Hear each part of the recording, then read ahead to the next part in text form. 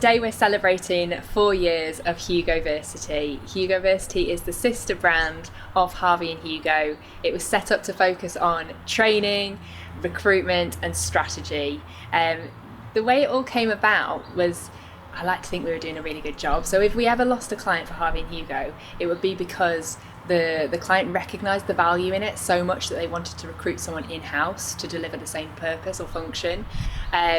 So my cogs were ticking. I thought, if we're going to lose clients, if we're going to lose business, I'd rather make money doing that. So let's kind of help people. Let's help people find the right PR and marketing people for their teams, because often they're experts at what they do, but they don't know who's the right kind of PR or marketing, or what's the right PR marketing level to take on board. And when they get them, they're not too sure on their role. What should they be doing? What's the best function for them in terms of increasing business for the company? So the whole idea with the strategy came about from that. We'll help you recruit someone within the PR and marketing world. We know what to look for. We've been doing it for ourselves quite a lot, successful and unsuccessful sometimes, but we know what works from our failings sometimes. Devising a strategy on how they should be best kind of building your brand, whether that's working in PR, social media, content marketing, and then perhaps training them. Perhaps they have certain gaps in their skill set. Most commonly at the minute, there's lots of people that have digital marketing skills that are leaving university or education, but not so much the traditional PR function, and vice versa. There's often amazingly skilled PR people, but they need upskilling in the digital PR side of things. So that's kind of how Hugoversity came about. It was launched in September 2017. We just discovered it. I thought it was 2018. Time flies. Time flies. When you have fun. It does. And yeah, we're just going to have a little chat today to mark the occasion, talking about our favourite memories of Hugoversity. So what's your favourite memory? I think this is the thing. I think when it comes to Hugoversity, I think there's so many different things. And as you say, it's been 4 years that you forget how much has actually gone on.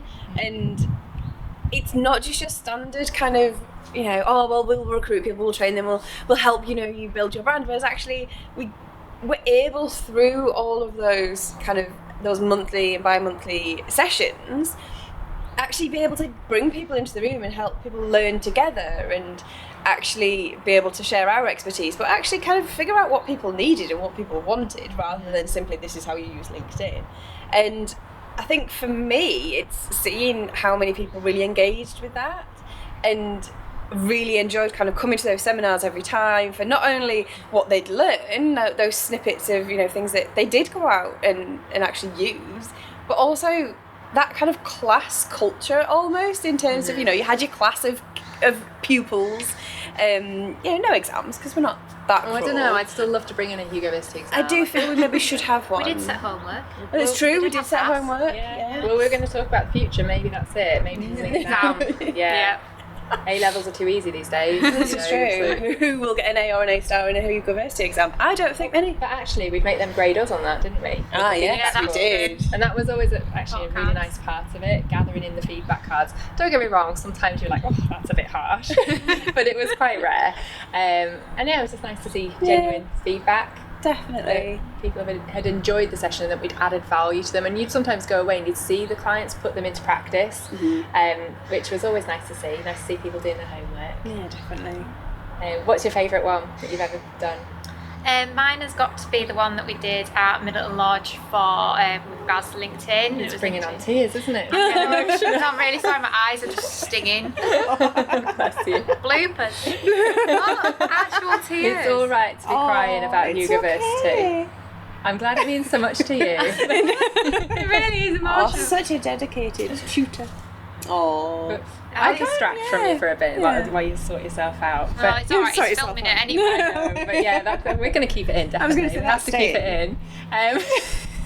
So this is brilliant. Where does this even come from? This is what it means. This is what happens to me. I've not had my hay fever tablet. Oh no. This is what happens. You're allergic to it. No. She's just emotional. She loves Hugoversity. Just keep with the story, Natalie. We said we were going to dramatise it, but if you could flounce off now, that would probably add a little bit more drama as well. I can't move with the shoes. Oh. But anyway, I think my favourite was the launch. We did the launch at the forum. And it's always just a bit nerve-wracking when you're launching something. It was part of Darlington Business Week, so it meant we had a little bit more promotion, which was good. It meant a few more people came through the doors, but just a really good reception and people saying that it was a great idea.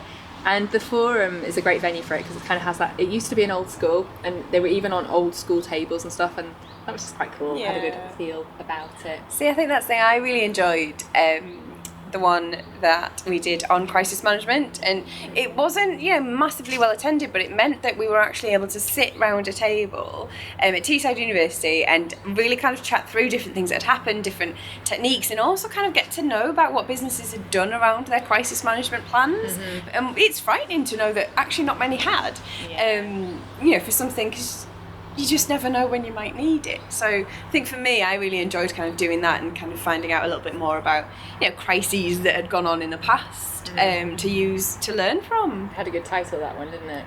I can't remember what it was. Wasn't it When It Hits the Fan? Yes, it was When It Hits the Fan. Yeah, we got a little bit too close to the bone, but Are you ready to talk about it? I'm still crying. Oh dear. Can't deal. Should we move on? Let's move on. It's so hard. Well, one of my favourite ones that you did, Natalie, was the Say Cheese one. Because of the cheese. Well, yeah, because of the cheese, and we had like proper old school 80s cheese on. We didn't have the pineapple, but cheese on sticks, stuck in a potato in foil. Oh, it was great. It was really just good. alone for that, and it was really early in the morning. But is it ever too early for cheese? And it's all tips about how you can use your smartphone to get really good photography, which is crucial for social media. And it was really practical. People were taking lots of photos in the sessions. Whenever we do things, we have that philosophy. I'm going to say it wrong here. Tell me and I'll learn. Show me and I'll... This is bad. I think it's like tell me and I can do, and show me and I'll, or something. I have no idea. Basically involve me and I'll understand. I think that's it. Something like that. We'll find Close a real enough. one. Maybe we can animate that over the top, the real one. Good with training, not with it. But it's all about, basically, if you're just told something, you're going to forget it. If you're involved in it, it'll help you understand. And we try and do that certainly with our webinars and seminars that we did, but more so when we do the bespoke training sessions, because that's really important. I think people appreciate it as well, because the bespoke training sessions that we pull together, they're not just standard, again, this is how you use LinkedIn, this is what you should post on Instagram. It's actually understanding them, understanding what they do, understanding their competitors, and trying to work out as well, finding examples. I remember when it wasn't at a session, but I went to do some social media training for a business, and I was like, right, okay, this is the basics, this is what you need to understand. I was like, right, pick up your phones, we're going for a walk around, and we were taking pictures, we were doing boomerangs, and we were creating content as we were going around their office. So it wasn't like out of their comfort zone. They were exactly where they see every day, but they were seeing it completely differently, and I think that really helped to kind of bring it into real life almost. Yeah, I think that's what I enjoy the most. I do enjoy delivering the seminars, but I think the bespoke one-to-one training, like the one that I recently did on LinkedIn, it's just getting involved with the team and sharing that knowledge, because there's so much you can teach people about LinkedIn, and we were just looking at a very small part just on advertising, but even virtually we were managing to get people to, we did a bit of content as well. I was getting people to create stories for LinkedIn stories and things, and we're looking at how to create videos. So it's like you say, it's that kind of hands-on, making sure that everyone gets involved and they're actually doing what you tell them to do, because I'm very much like that. I have to do something to learn and let it all sink in, and practice makes perfect. I think a lot of us are the same as well. And it's also the fact that a lot of our training, when it is the bespoke one-to-one stuff, it's hand-holding rather than just one session. It's like talking you through the process, like say for example with the social ads, it's almost creating a strategy, doing all the research behind it, showing how you've done that, why you're doing it, why that makes sense, showing them how to do it, then showing them feedback, what's looking good, what's not looking good, and then the reporting side of things. Yeah, definitely. It's all really important. So is there anything that you've learned that's shocked you or surprised you? And I'm going to say mine first, because I know that you were looking for them. But just interviewing myself. But the emoji where it's kind of like that, and I used to think it's kind of pushing her hair up, like a little sassy bit. lady. Sassy Lady. It's not actually sassy lady. Isn't she checking for rain? I'm sure I learned that. I thought she was holding a tray. I thought she was saying hi or something. It was your seminar, so you should know. Yeah, you should. I can't remember. This is going really well. I'm Anyway, not sure. She's not holding a tray and she's not saying hi. She's not being sassy. I'm sure not it's... being sassy. She's definitely not being sassy. Oh, isn't it shrugging his shoulders? No, I thought it was checking for rain. I'm sure I made notes. Essentially, it's just not sassy. No, it's not sassy as you think, so you shouldn't use that when you're giving sass. Because I don't know what you would. People might think you're checking for rain, so that's what I learned. See, my favourite fact that I use quite a lot actually is from the same seminar, and it's the fact that the plural of emojis isn't emojis, it's emoji. Yeah, and it's still not something for me, that. And it's like cacti and cactuses. I like saying cactuses. It's not the same, I suppose, because it's not the same word. But, yeah, so who knew? Who knew? And I do like to correct people on that all the time, and I probably come across as a bit of an arse. You know, I changed the habit of a lifetime. Yeah, exactly. One of the final things, any bloopers or laughs, apart from you getting emotional? Yeah, there is. Me, I am the blooper. Yeah. You're just one big blooper. Yes. That's true. I remember someone once couldn't make a seminar and they called literally the night before. They're lucky they got me because I would go to bed really early. And I was like, oh my goodness, and I wasn't prepared at all. Luckily there was someone else there doing it. But even though I'd like to think I know what I'm talking about, but still when you put on the spot last minute, you're like, oh my goodness. But it went fine. It all came together in the end. Nothing like a last minute plan. So yeah, mine was so we used to give out obviously the pin badges, and I love my pin badge, and for good attendance or for people kind of contributing, and people loved them.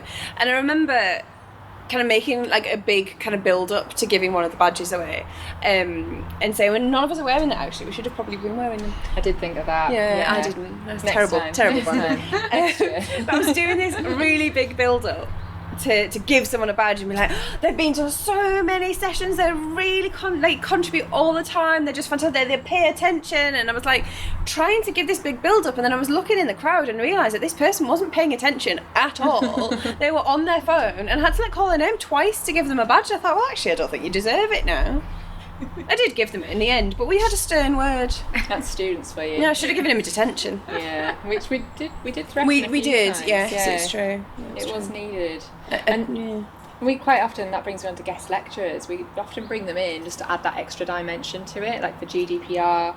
We wouldn't have known what we're talking about. It was in the early stages of it. It's not our specialist subject, but we knew it was important to the marketing area, so we got people in for that. I quite like the Gary Lumby one about the value a non-executive director could add. I think that was done at Active Financial. But yeah, he brought in a good crowd, did Gary? Yeah. Always. Yeah, and it just interesting. Just kind of, again, you could argue that that's not strictly PR and marketing, but it is really helpful in business development. So it all kind of links and ties in. But it does, because as well, kind of, Gary in himself, as our other non-executive directors, they are great for PR. They are great for businesses to kind of have and talk about and share and for people to be part of as well. So I think, it's all good PR. There's no such thing as bad PR. Disclaimer. Yes. There is. Get in touch. Yeah, or we'll have to pull that seminar out again. Yeah, we will. When it hits the fan. That's not good. But we can turn it into good. No, absolutely. Eventually. I mean, again, it's all good. It's PR. So what should we do in the future for Hugoversity? What should we do? Like, we've been in a bit of hiatus with the whole COVID thing. Pandemic. Switched to webinars, but we learned good lessons. It's good to still do webinars. Definitely, and I think making them a bit more fun as well. Like when we did the quiz, that was really good fun. Yes, and I think kind of having that look back onto things that have happened and PR disasters or good PR and all this kind of stuff. I think it does make people think, because it gives people those examples and those kind of ideas of what they could do, what other people have done, what hasn't worked and what has. Yeah. So I thought that was really cool. Yeah, I think if we do them, it'd be great to do some in-person ones, but also record them at the same time or go live on social at the same time, just so we're getting both audiences. Definitely. I think that's the thing. I think that hybrid working now needs to flow through everything we do. Yeah, it's good to kind of adapt to all different ways of people working, because especially if people aren't returning to the offices, and maybe they, because some people don't want to go out and go networking and mingle a bit more, which is a shame, because I do enjoy, getting out and about, and I think it's important still for, everyone to do so. But I think kind of that good blend of, you know, even having smaller seminars, so you can be a bit more hands-on and, you know, doing a bit more real life example work and things, or going out and about like you're saying, and having that good blend of both. Yeah. I think. And I think it's maybe important to say that maybe the reason why Natalie is so emotional about it is that you've kind of taken over the Hugoversity mantle a little bit, and you've got lots of good ideas. You're doing the common room now, and so and I know it hasn't been a focus as much this year with the pay as you go stepping up a gear, but I think 2022 could be Hugoversity's year. Yeah, definitely. And there's a lot that we're, you know, like Charlotte's saying, that we want to plan and we want to kind of adapt to Hugoversity and you know, just keep sharing our knowledge, because we've got so much. We just want to share it with everyone. That's why I'm emotional. And that's the thing. It's just, especially now during COVID, it's a really good time to be training staff members, and I think that's why, you know, we've had quite a few, you know, kind of bespoke training sessions we've been doing. Yeah, it's been virtual, and yeah, it could be different if we were doing it, you know, face to face, but none of the expert knowledge has been missed. You know, we've still been able to do real life examples and things, so it's really good, and we're looking forward to the next year and just kind of watch this space and see what we've got planned. What she said. So we just need like a smile and a wink now, I think. Or a few more tears. Yeah, I was just going to say it's still coming. That's brilliant. Oh, good skills. Well, I did drama at GCSE, so you can cry on command. Guess what grade I got? You got an A. Star. Oh, of course. I got an A star, but I can't produce the tears. Can you not? Only child thing. It's true. Yeah.